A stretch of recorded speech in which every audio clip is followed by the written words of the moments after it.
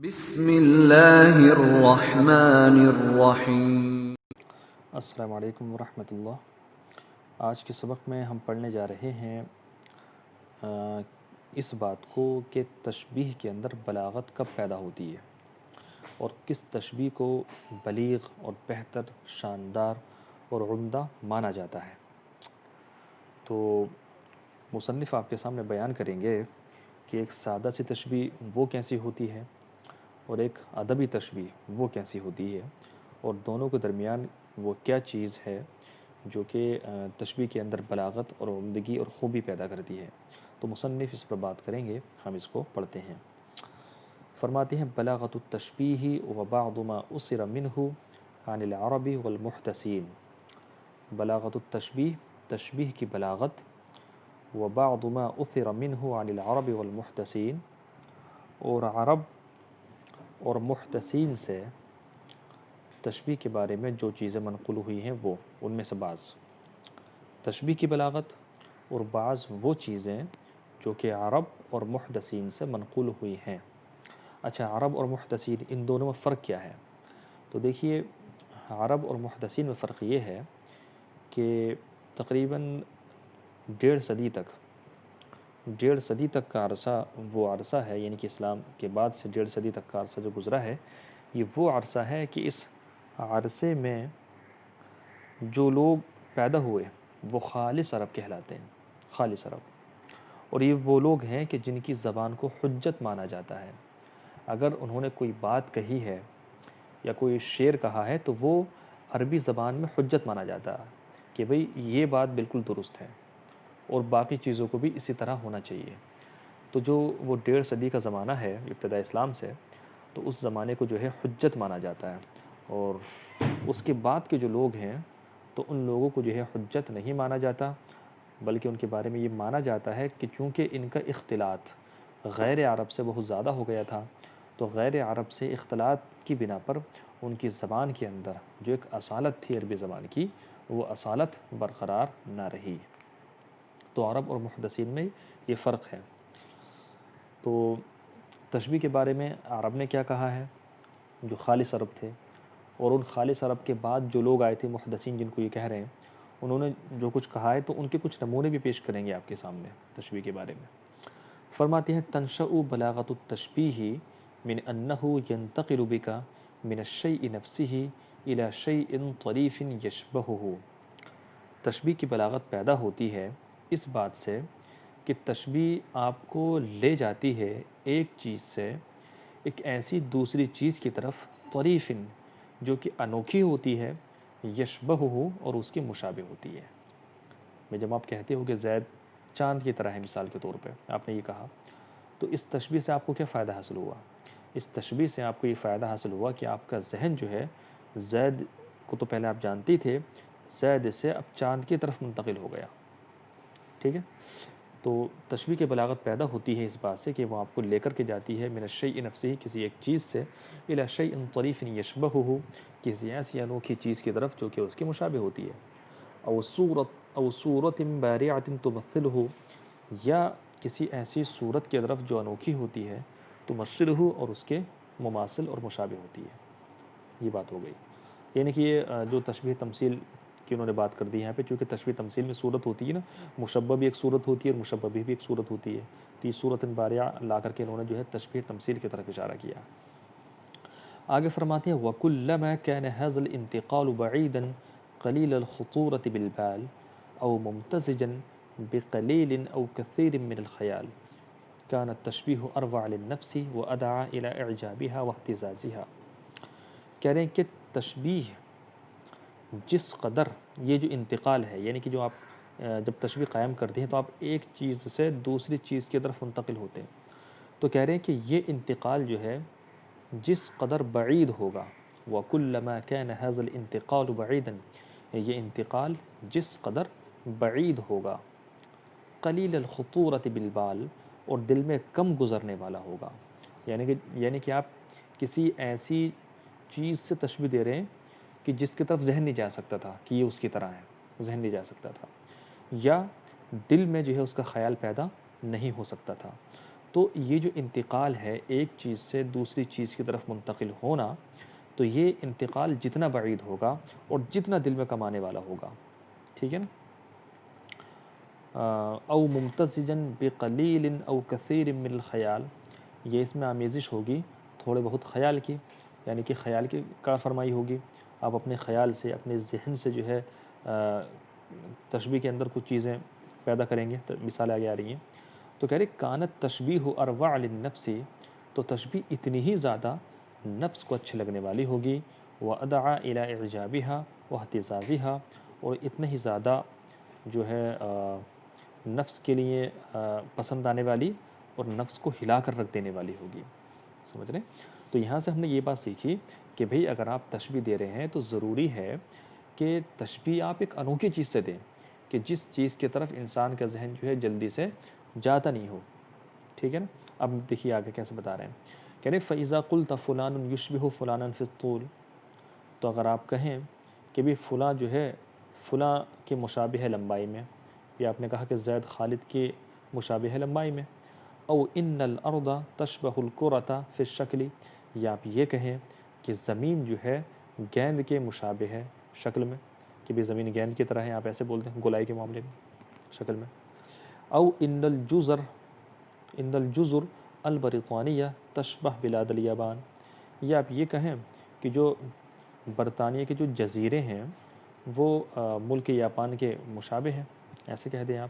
یعنی کہ جو برٹین جو ملک ہے اس کے جو جزیرے ہیں، جزیرہ بولتے ہیں ٹاپو کو، تو جو اس کے ٹاپو ہیں یا اس کے جزیرے ہیں وہ ملک یابان کے جو ہے مشابہ ہیں. تو کہہ رہے ہیں یہ بہت عام تشبیہ ہے، کامن چیز ہے، یہ کوئی نفس کے اندر کوئی مزہ نہیں آئے گا، کوئی اثر پیدا نہیں ہوگا.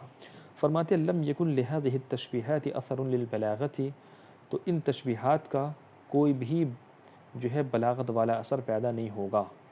بلاغت والا اثر پیدا نہیں ہوگا. کیوں؟ لظہور المشابہت، کیونکہ مشابہت جو ہے بالکل ظاہر ہے. ظاہر ہے نا، بے ہر شخص جانتا ہے کہ زمین جو ہے گیند کی طرح ہے نا. تو یہ ظاہر سی چیز ہے، اس میں تو کوئی نئی بات آپ نے بتائی نہیں.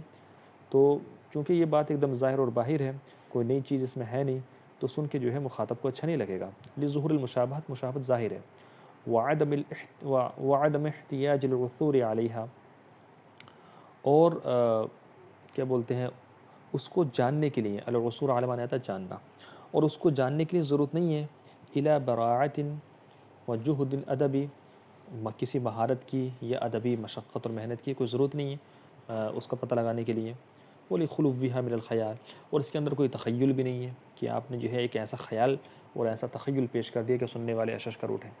تو کل ملا کے بات یہ ہے کہ یہ جو تشبیہ ہے یہ ایک عام سی ایک سادہ سی تشبیہ ہے، اس کے اندر بلاغت نہیں پائی جا رہی ہے، بہت نارمل سی چیز ہے، سن کے بہت زیادہ نفس انسانی کے اندر کچھ تاثیر پیدا نہیں ہوئی. کہہ رہے کہ وہاد الضرب من التشبیہ یقصد به البیان، اور تشبیہ کی اس قسم سے بیان مقصود ہوتا ہے. ٹھیک ہے نا، بیان اور وضاحت مقصود ہوتی ہے. والایضاح، اور وضاحت مقصود ہوتی ہے. وتقریب الشیء الی الافہام، اور کسی شے کو فہم سے قریب کرنا مقصود ہوتا ہے.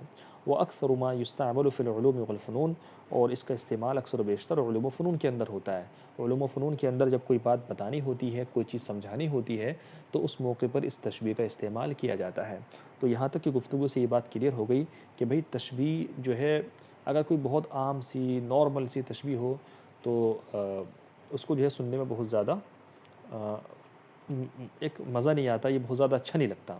لیکن جب تشبیہ ایک دم انوکھی ہو، اس میں خیال جو ہے پایا جائے، تو تشبیہ جو ہے اچھی لگتی ہے. پیچھے آپ کو یہ بتا دیا گیا کہ جس وقت شاعر یا ادیب تشبیہ قائم کر رہا ہو تو ضروری ہے کہ وہ تشبیہ جو ہے کچھ انوکھی سی ہو. یعنی تشبیہ ایک نارمل تشبیہ نہیں ہونی چاہیے کہ صاحب کہہ دیا جائے کہ زمین جو ہے وہ گیند کی طرح گول ہے. تو اگرچہ زمین کو آپ نے گیند کی طرح کہہ دیا، تشبیہ قائم کر دی، لیکن اس میں ایک انوکھا پن نہیں ہے، چونکہ سب جانتے ہیں کہ زمین جو ہے وہ ایک گیند کی طرح ہے. تو جب بھی آپ تشبیہ قائم کریں تو ضروری ہے کہ اس تشبیہ کے اندر ایک انوکھا پن ہو اور ایک نیا پن ہو، یہ ضروری ہے.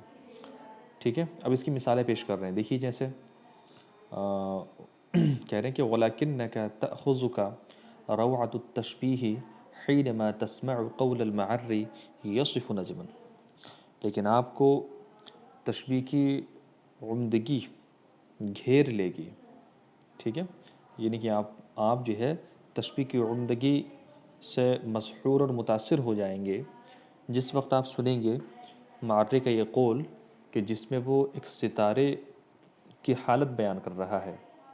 کیا کہہ رہا ہے؟ یہ آگے شعر آ رہا ہے، یسرع اللمح فی احمرار، کہ وہ ستارہ یسرع اللمح فی احمرار، سرخی کے ساتھ، سرخی میں تیزی کے ساتھ چمکتا ہے، سرخی میں تیزی کے ساتھ چمکتا ہے، یعنی کہ وہ جو ستارہ ہے اس ستارے کے اندر دو خصوصیتیں ہیں، ایک کیا ہے؟ ایک یہ کہ اس کے اندر سرخ رنگ پایا جاتا ہے اس ستارے میں، اور یہ کہ وہ تیزی کے ساتھ چمکتا ہے، ٹھیک؟ تو کہہ رہے ہیں کہ وہ ستارہ سرخی میں تیزی کے ساتھ چمکتا ہے، کما تسرع فی اللمح مقلۃ الغضبان، جیسا کہ تیزی کے ساتھ چمکتی ہے مقلۃ الغضبانی، غصے میں آئے ہوئے شخص کی آنکھ کی پتلی، مقلہ بولتے ہیں آنکھ کی پتلی کو، تو جیسے غصے میں آئے ہوئے شخص کی آنکھ کی پتلی تیزی کے ساتھ چمکتی ہے۔ اب یہ پورا شعر ہو گیا اور آپ پر واضح ہو گیا ہوگا۔ اب آپ غور کیجیے اس میں ہوا کیا ہے۔ ہوا اس میں یہ ہے کہ ایک ستارہ ہے آسمان میں، جو ستارے کی سرخ ہے اور تیزی کے ساتھ چمک رہا ہے، تو سرخ اور تیزی کے ساتھ چمکنے والے ستارے کو تشبیہ دی ہے کس سے؟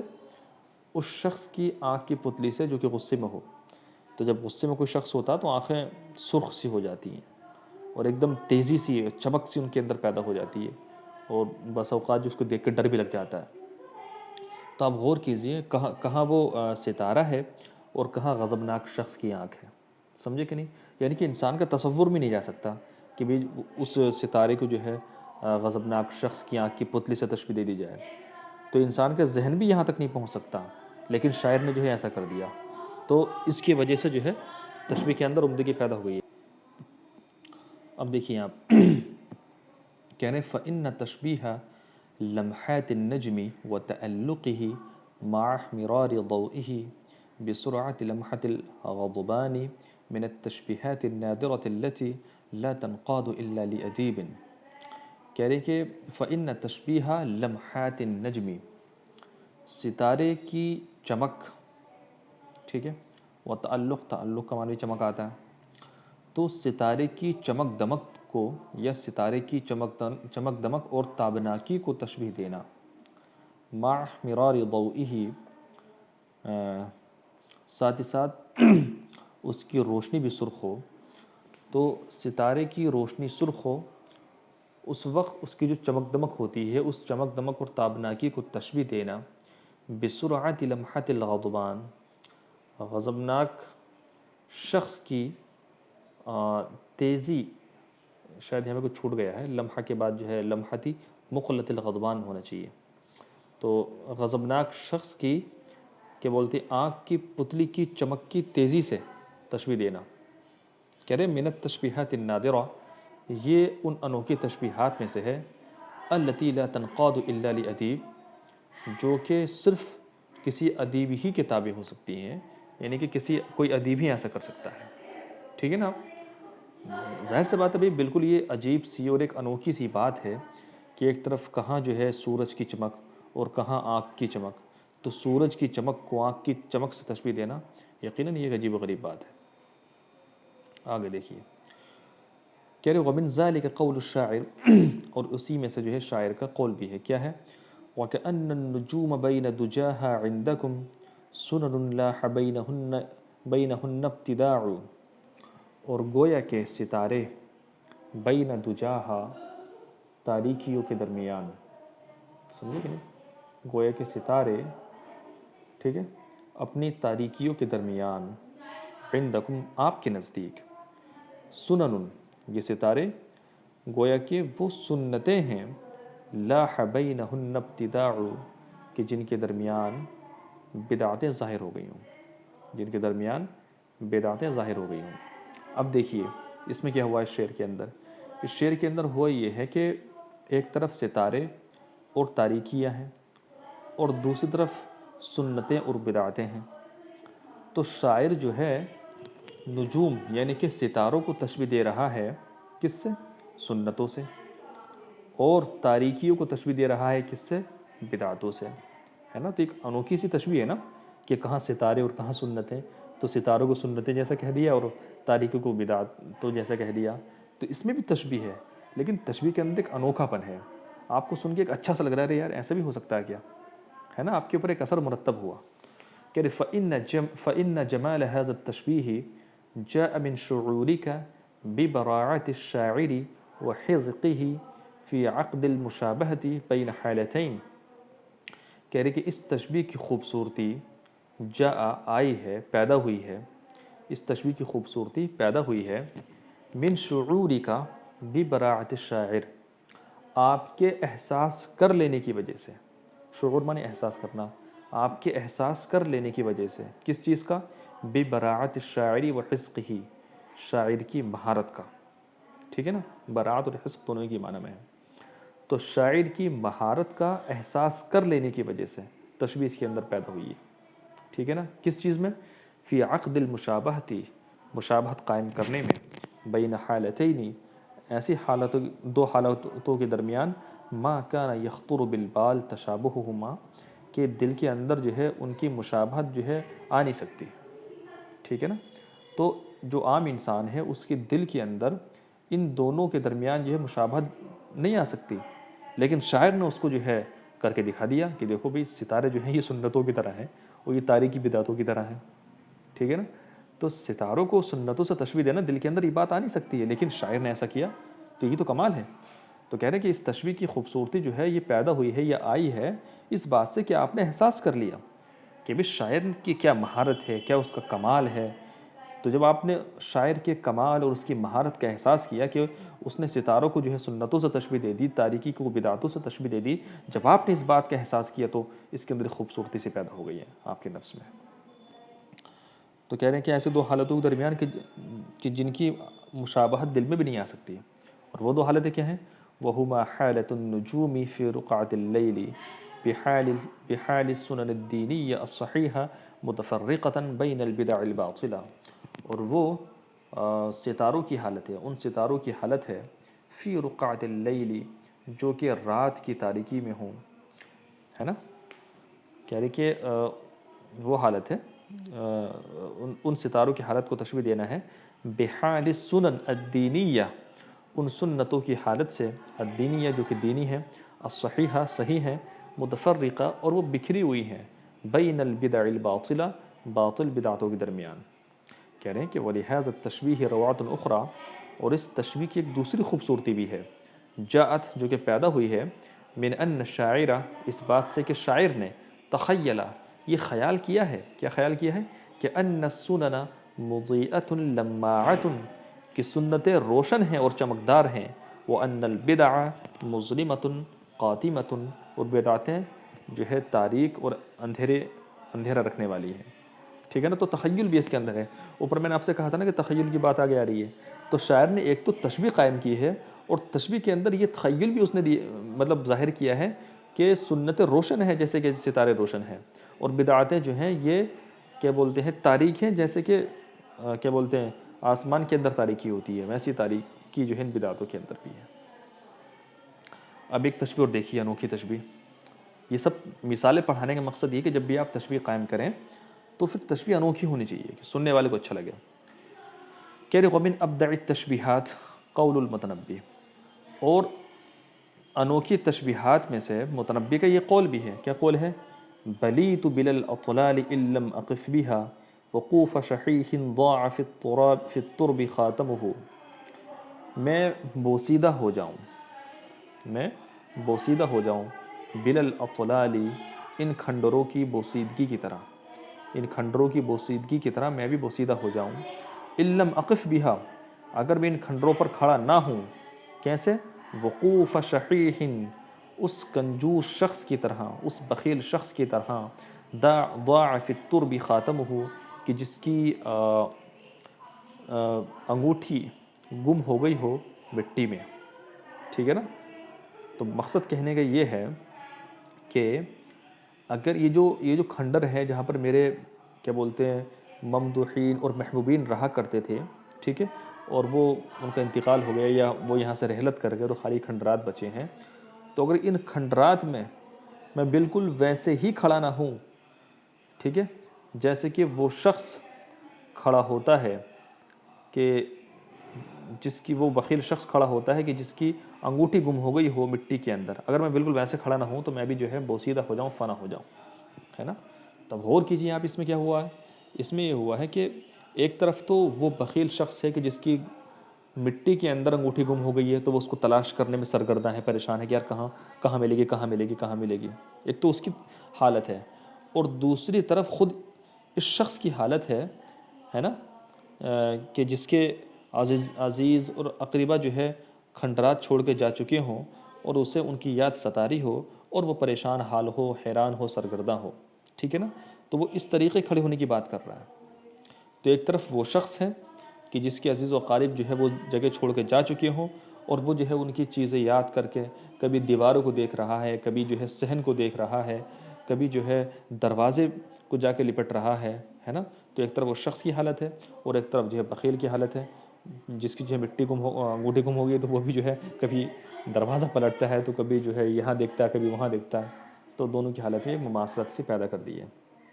کہہ رہے ہیں کہ یدعو علی نفسہ، متنبی اپنے آپ کو بددعا دے رہا ہے بالبلا والفنا، بوسیدگی اور فنا ہونے کی، اذا هو لم یقف بالاطلال، اگر وہ کھڑا نہ ہوا بالاطلال، کیا بولتے ہیں کھنڈروں کے پاس، لیذکر عہد من کانوا بہا، تاکہ یاد کریں ان لوگوں کے زمانے کو جو کہ اس کے اندر رہتے تھے، ٹھیک ہے۔